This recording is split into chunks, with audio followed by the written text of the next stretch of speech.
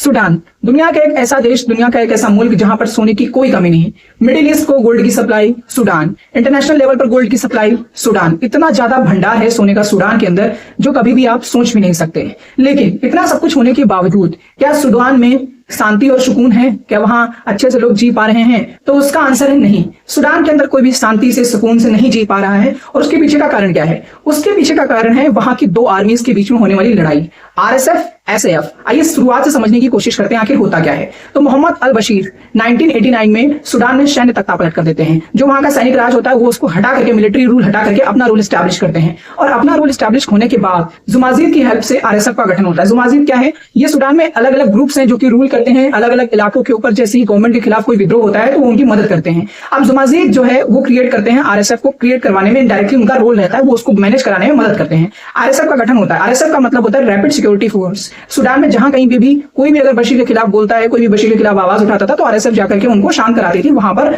वो उस उठने वाले विद्रोह को रोक देते थे। अब इतनी तो हो गई बात, हाँ भाई चलो इतना तो सही चल रहा है, क्या दिक्कत है इसमें? दिक्कत वहां पर आती है 2019 का समय होता है एसएएफ, सूडानियन आर्म फोर्सेस, और वहां के जो सिविलियन ग्रुप होते हैं वो मिल करके बशीर की गवर्नमेंट को गिरा देते हैं, बशीर को सत्ता से हटा देते हैं। क्या मामला यहीं पर रुक गया? नहीं।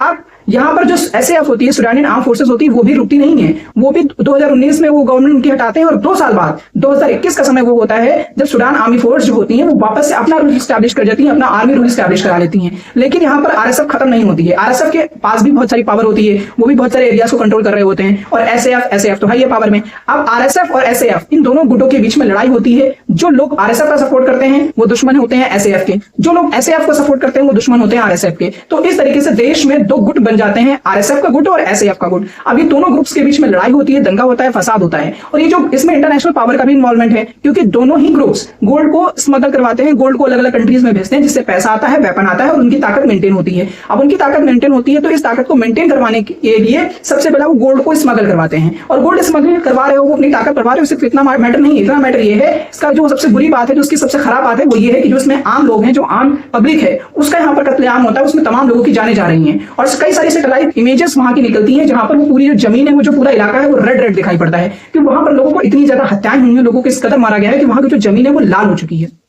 तो ये प्रॉब्लम है सूडान की।